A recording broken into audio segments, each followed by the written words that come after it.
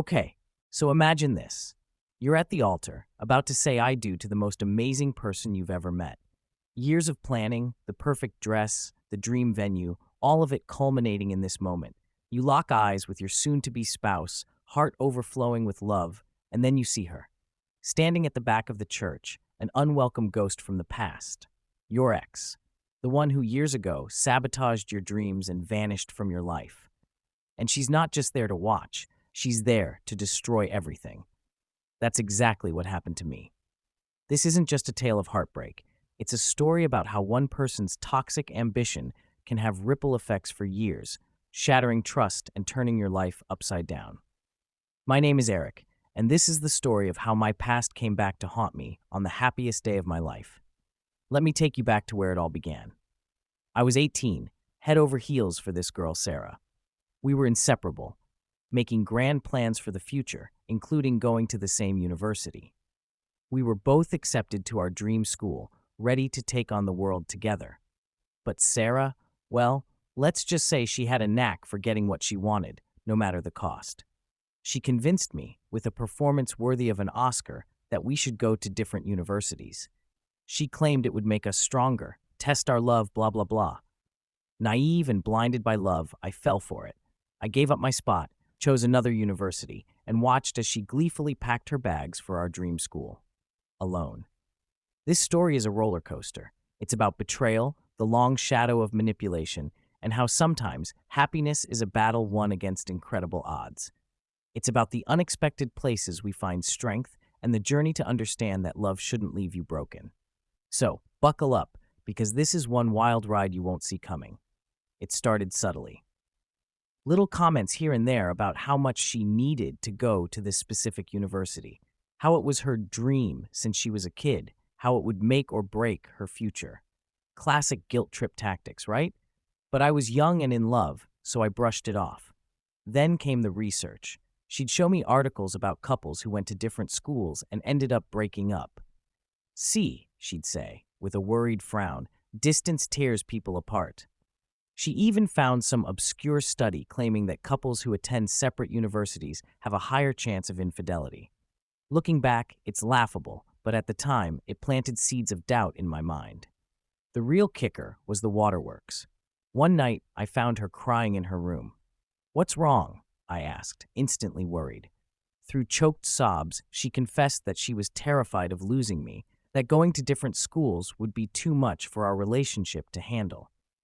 She even went so far as to say that maybe we shouldn't go to university at all if it meant risking our love. Now, I'm not the most heartless guy in the world. Seeing her so distraught, I felt like I was the one causing her pain. So, like the noble boyfriend I thought I was, I suggested that maybe I could go to a different university. You know, sacrifice my dreams for the sake of our love. The moment those words left my mouth, a strange shift happened. Her tears magically dried up and a sly smile played on her lips. She quickly masked it with relief and gratitude. But I saw it, a flicker of triumph that sent a chill down my spine. Of course, I ignored it. I told myself I was imagining things, that I was being paranoid. After all, this was Sarah, the girl I loved, the girl who loved me. Right?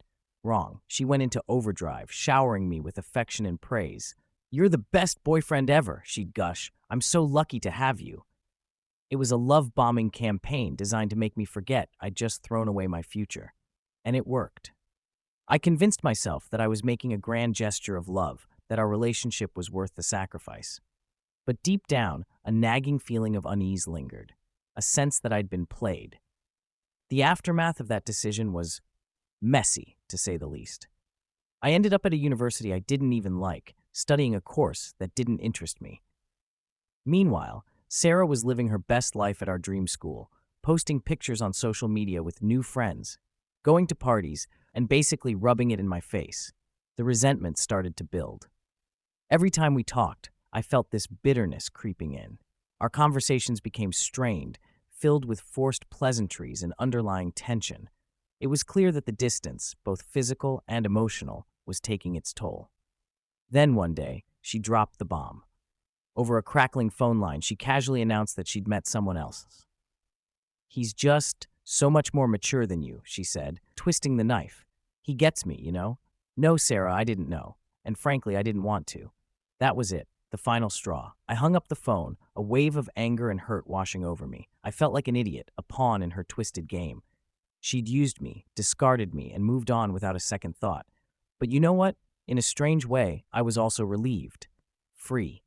That toxic relationship built on lies and manipulation was finally over. I could start rebuilding my life, focusing on myself and my own happiness. And that's exactly what I did. I transferred to a different university, one that actually aligned with my interests. I made new friends, explored new passions, and slowly but surely started to heal. Years passed. I met someone amazing, someone who treated me with respect and kindness, someone who loved me for who I was. We fell deeply in love, and eventually, I found myself planning the wedding of my dreams. Which brings us back to that fateful day, standing at the altar, about to embark on a new chapter with the love of my life, and then seeing her. Sarah, standing at the back of the church, a smirk playing on her lips. My blood ran cold. What was she doing here? After all these years, why now? And what did that look in her eyes mean? The fallout from Sarah's betrayal was like a bomb going off in my life. It wasn't just the heartbreak. It was the shattering realization that someone I trusted so deeply could be so incredibly cruel. It messed me up for a while, not gonna lie. At first, I was consumed by anger. Furious at Sarah for manipulating me, furious at myself for being so naive. I wanted to scream, to break things, to confront her and unleash all the rage that was boiling inside me. But then the anger gave way to a deep sadness, a sense of loss, not just for the relationship, but for the future we had planned, for the person I thought she was. I felt like a fool, like I'd been played for a fool.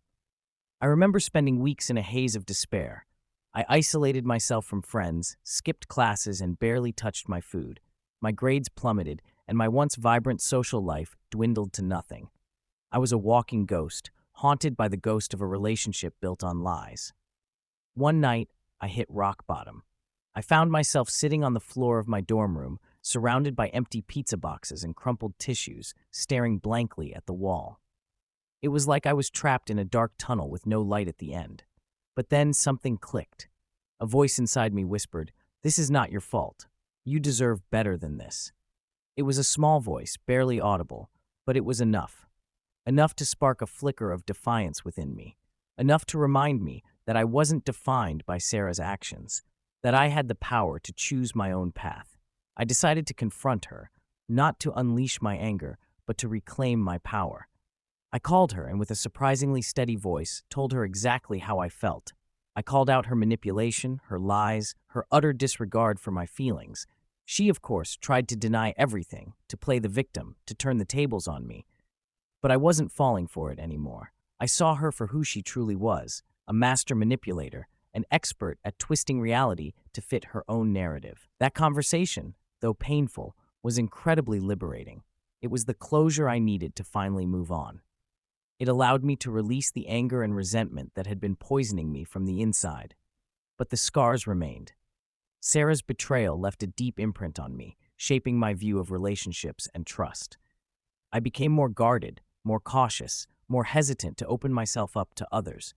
I learned that not everyone deserves your trust, that some people will use your kindness for their own gain. It was a hard lesson to learn, but a valuable one nonetheless. It taught me the importance of self-respect, of setting boundaries, of recognizing red flags. It taught me that true love isn't about manipulation or control, but about mutual respect, support, and genuine connection. After the whole Sarah debacle, I swore off relationships for a while. I needed time to heal, to rebuild my trust in people, and to figure out what I really wanted in a partner. It was during this period of self-discovery that I met Emily. It was completely unexpected, a chance encounter at a coffee shop near my university. I was buried in a textbook, trying to cram for an exam, when I heard a soft laugh beside me. I looked up and saw her. Emily, with her bright smile, sparkling eyes, and a stack of books that seemed to defy gravity. She was struggling to manage her overflowing bag, and a couple of books had tumbled to the floor. "Let me help you with that," I offered, instinctively reaching down to pick them up.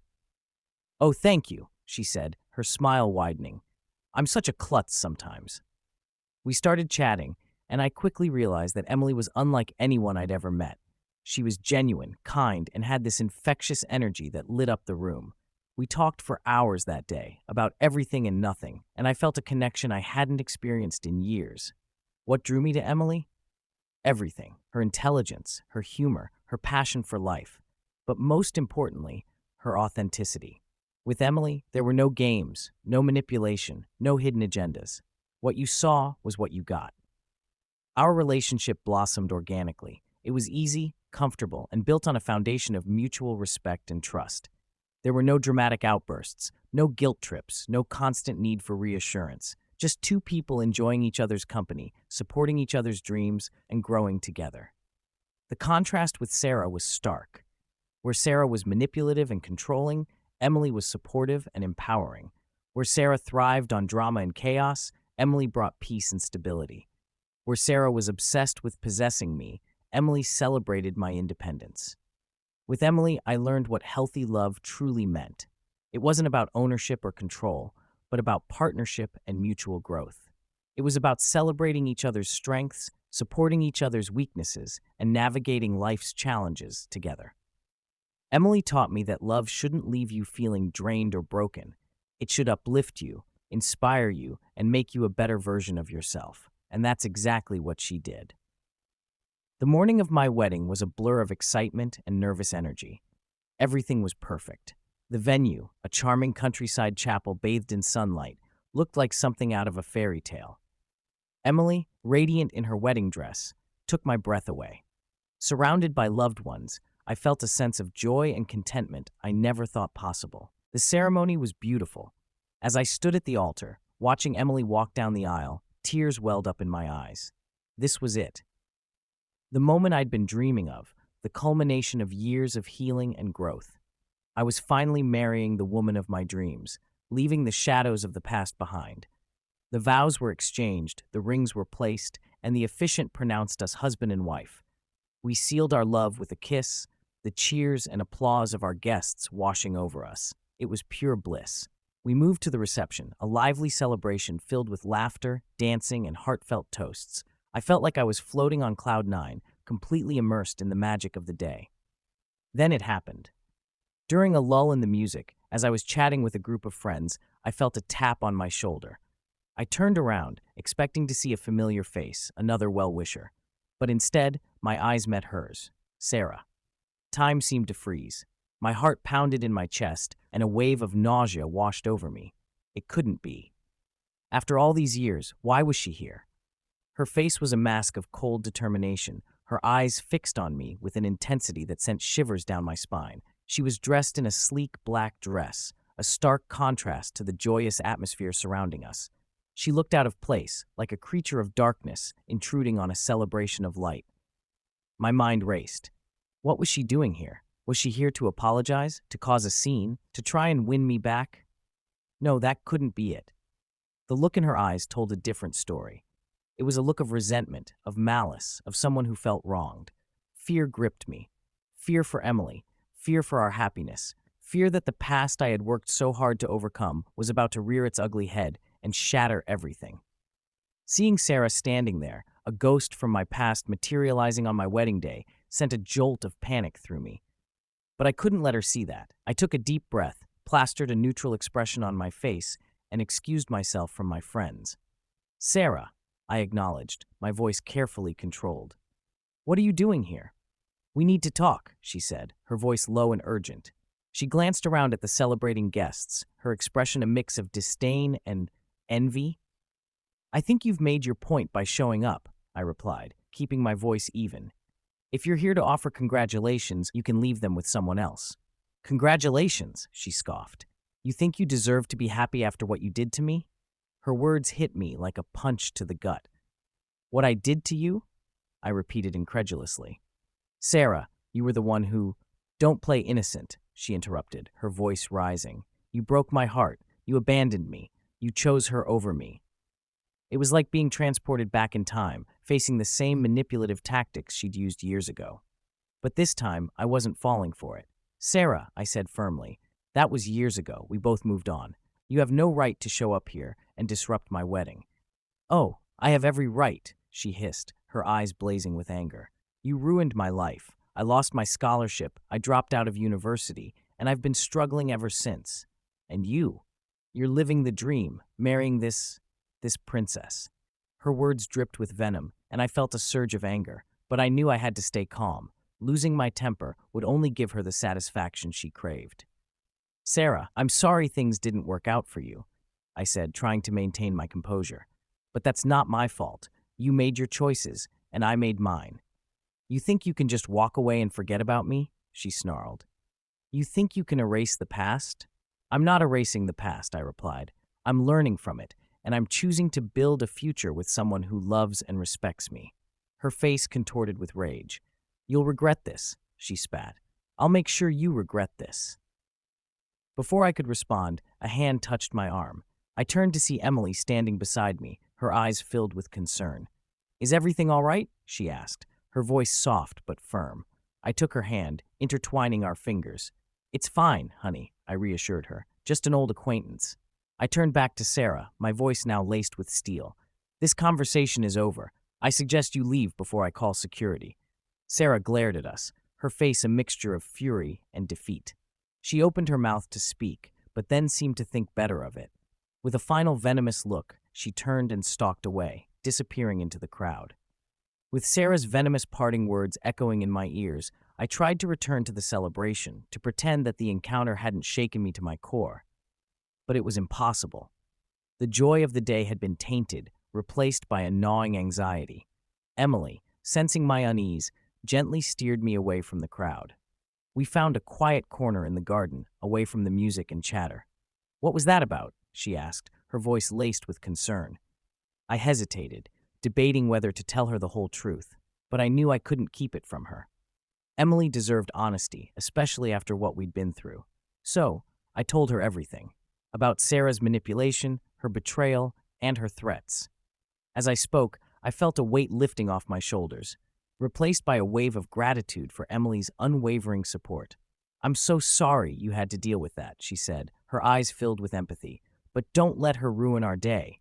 We won't let her. Her words were a balm to my soul.